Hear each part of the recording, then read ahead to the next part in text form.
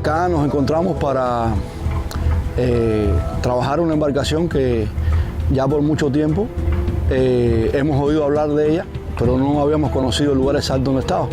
Me dijeron que era un barco español que había ahí hundido y dije, bueno, yo voy a ver qué lugar el barco es. Y un día fui, me tiré y vi que el barco estaba hundido ahí completo. Que se conoce que había sido de la Segunda Guerra Mundial, que lo habían hundido por interceder paso por los barcos ahí. Pero el interés de nosotros fue siempre ir a pescar ahí.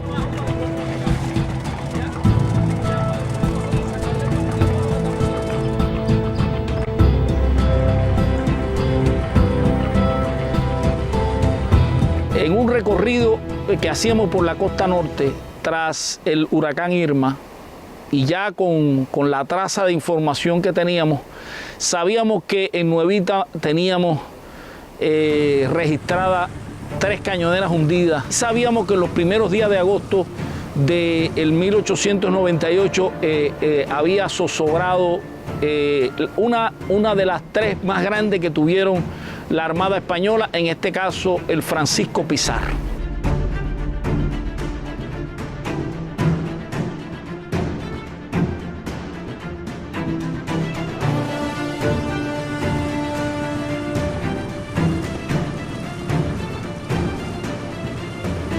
Con un grupo de documentación de las cosas que teníamos registradas y además con el seguimiento espiritual de esa pasión que tenemos por el tema del hallazgo de los peces.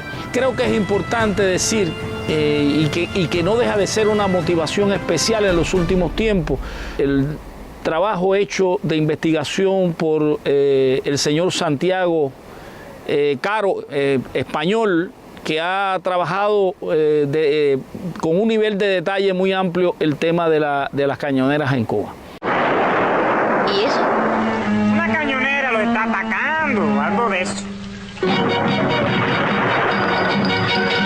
Estos buques se construyen con diseños apropiados para la lucha, para que prestan su servicio en las condiciones geográficas de Cuba.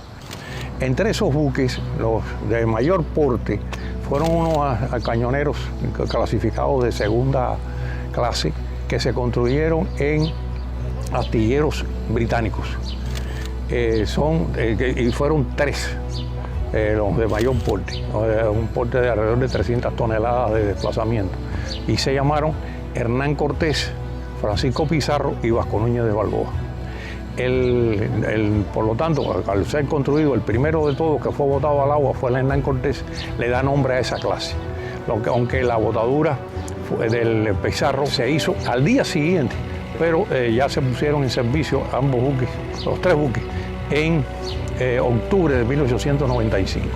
Eso da prueba de la velocidad, de la urgencia con que fueron construidos, lo cual también da una idea de los recursos que hubo que emplear para que esa se hiciera con toda celeridad. En 1898 había una situación bélica entre España y los cubanos, el Ejército Libertador, en el cual había indecisión respecto a la respuesta o el resultado de dicha guerra en abril de 1898 y con lo cual Estados Unidos decide declarar la guerra a España e intervenir en Cuba y por supuesto también en el extremo oriente de las Filipinas. Todo se iba a dirimir entre España y Estados Unidos, lo cual significa por consiguiente que había ya un consenso de traslado de un imperio a otro imperio, de un imperio que iba feneciendo a uno que estaba en plena pujanza. Esta decisión de hundir la cañonera es una decisión que toma el régimen español consecuente con lo que ya se había tomado de decisión de carácter político.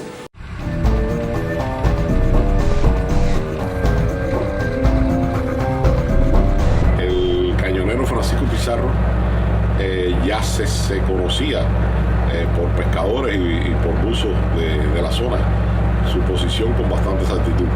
De hecho,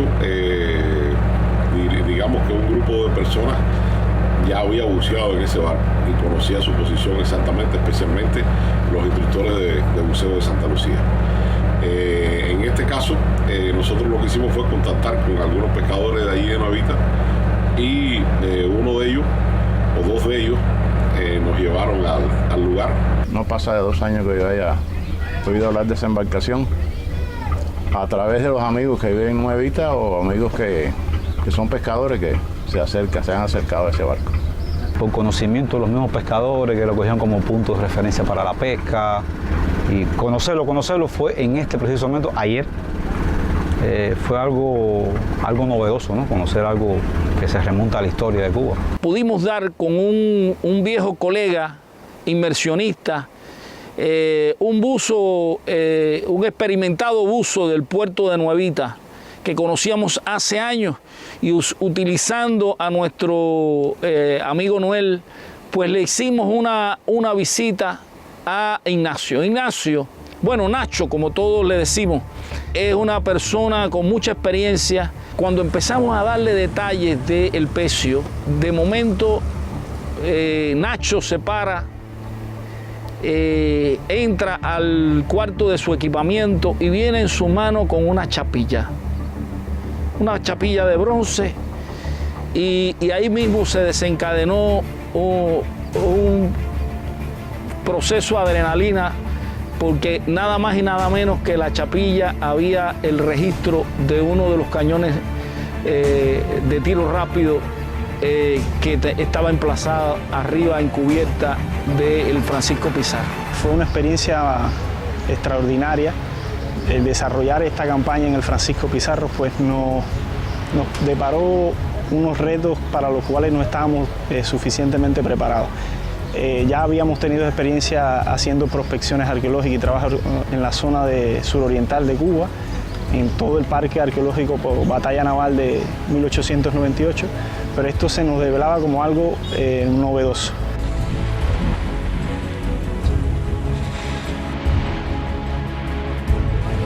Como no soy especialista en arqueología, pues entonces mi visión es diferente.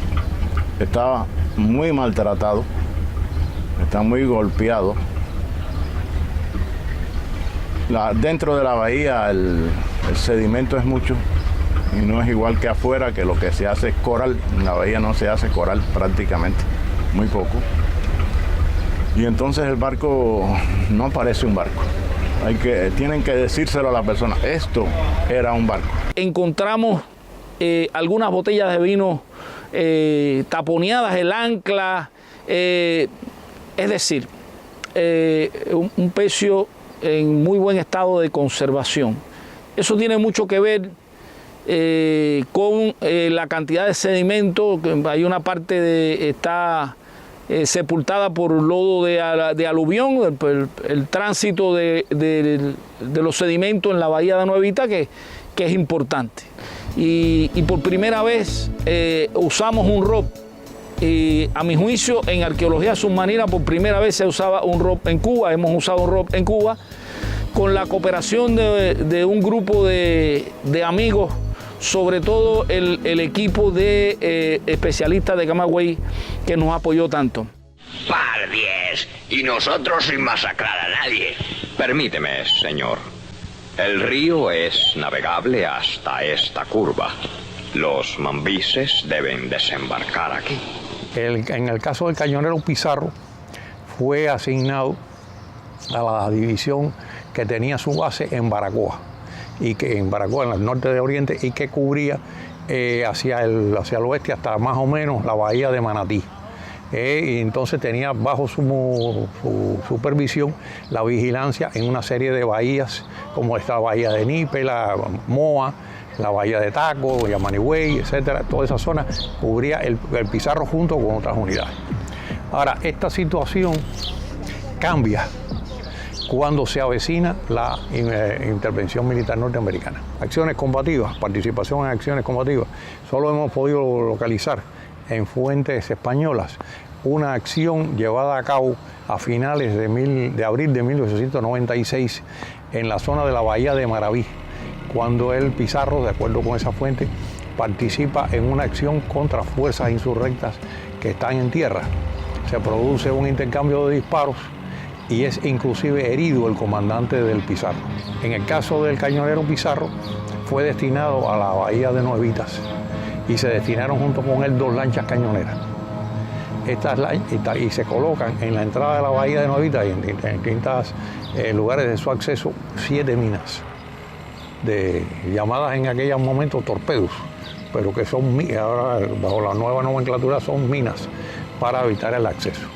Pero el 31 de julio, cuando ya las tropas españolas estaban en retirada, se estaban abandonando las distintas posiciones, se les ordenó levantar las minas y entonces las tripulaciones tanto de el Pizarro como de las 2 cañoneras que estaban destacadas allí ante la inminencia de que tenían que retirarse de ahí, tenían que salir de allí, se tomó la determinación de hundirlas para evitar que cayeran en manos de los norteamericanos.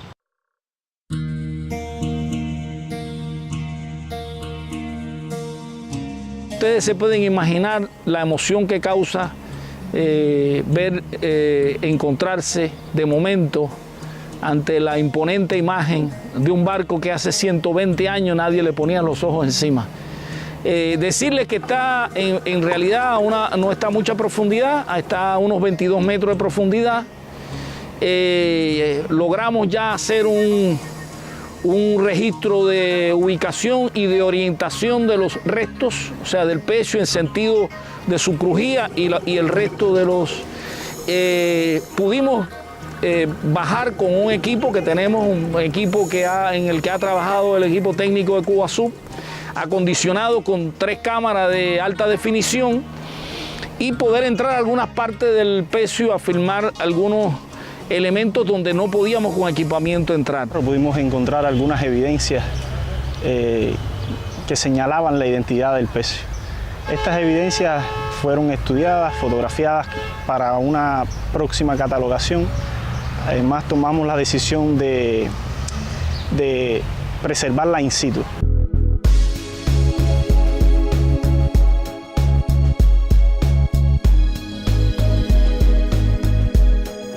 Este pecio y otros que encontremos en este ámbito tienen una estrategia de trabajo futura, y es que por supuesto con la máxima de la conservación in situ, pensamos que hay que evaluar una limpieza arqueológica para evitar el expolio.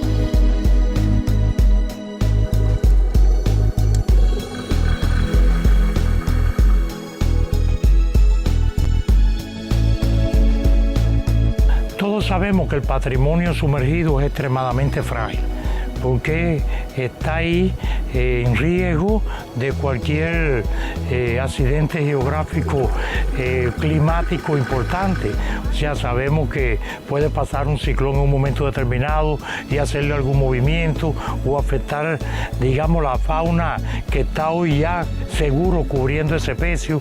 De todas maneras, consideramos que lo mejor es mantenerlo en su ambiente natural, en el lugar donde se encuentra. Allí hoy es auténtico, es el lugar que se predestinó por los propios españoles cuando decidieron hundirlo ante la noticia o del acontecer de lo que había sucedido en Santiago de Cuba. El hecho de que se haya localizado este pecio de la Marina Española en aguas cubanas es un hecho importante desde el punto de vista histórico, desde el punto de vista de la conservación de nuestro patrimonio. Todos estos hallazgos contribuyen a enriquecer el patrimonio, inclusive sumergido, como le quieran llamar, pero el patrimonio en general cultural de la nación. Y además incentivan también el estudio de la historia, la profundización en los hechos históricos, de manera tal que yo creo que es un hecho altamente positivo este hallazgo. Este barco tiene realmente gran valor arqueológico e histórico porque esta embarcación participó en diferentes acciones combativas alrededor de Cuba. Fue una de las cañoneras de mayor tamaño que España envió a Cuba. En un momento en que la humanidad ve como un elemento elemento importante de su patrimonio. El patrimonio sumergido, pues este componente engrosa ese importante patrimonio para el caso cubano. O sea, ya solo no hablaremos del Maine y todo lo que sucedió con él, no solo hablaremos de la flota de Cervera o del Merrimack dentro de la Bahía de Santiago, sino que del Francisco Pizarro, que además fue una embarcación importante por su porte, por lo que significó en el momento histórico y por lo tanto creo que es realmente trascendente. Esto va cerrando, desde el punto de vista histórico, va cerrando el conocimiento que existe de esta importante conflagración mundial que fue la guerra de 1898 en el marco de su 120 aniversario. Es muy importante, a mi juicio, repito, que podamos legar a la historia y al patrimonio subacuático de Cuba y del mundo la conservación de estos restos de este pecio para actuales y futuras generaciones.